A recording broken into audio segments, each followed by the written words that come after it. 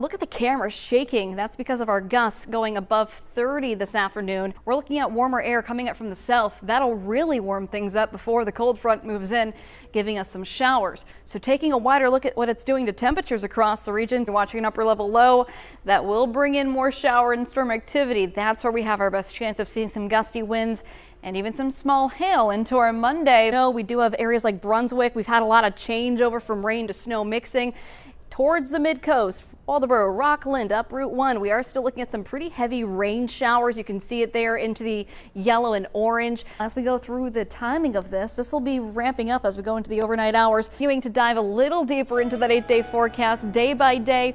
Friday brings the sunshine, like I said, to start. Eventually, we're going to be tracking temperatures into the teens to the mid-upper 30s. Try to move it inside. We are watching a lot of lightning also happening with some of these lines of showers and storms, even further up towards Rumford, Bridgeton.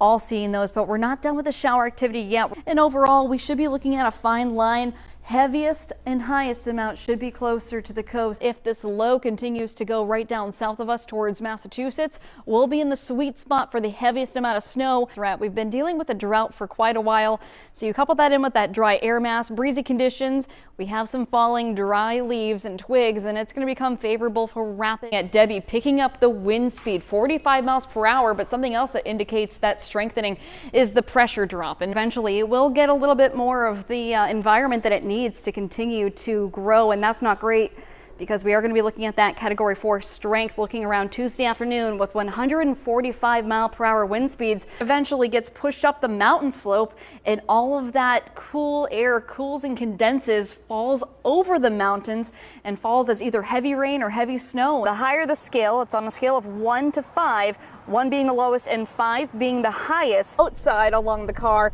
it's a lot of the ice and the snow, and of course you had the sleet. Woo! Oh my gosh! There's plenty of rides and events happening at the fair, and of course, what would be a great fair without some fireworks Saturday evening? Coming to you from the place that I first learned to ski.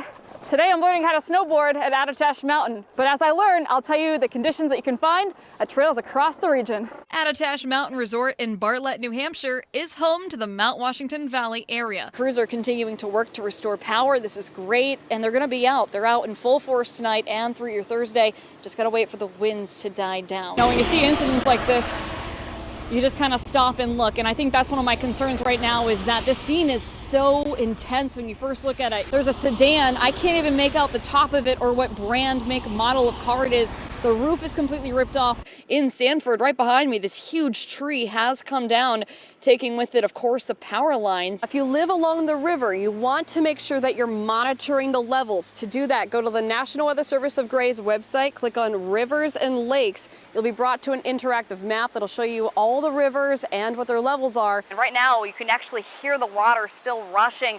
We see huge piles of the heavy concrete, the cement completely collapsed. We're talking about heavy rocks and all the debris that's washed along with it, a tree included. That's actually a family's house, and they can't even get out. This is a dirt road. It's going to take crews a long time to get the repairs done.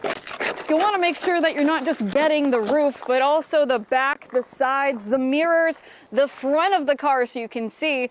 And did you know if you live in Maine or New Hampshire, both states have completely different laws? When you get further out into the water, what you think is waist deep, it's actually over your head for some people. Yes, at high tide. The water did not get as high as what previous storms did. In the January 10th storm, high tide brought water all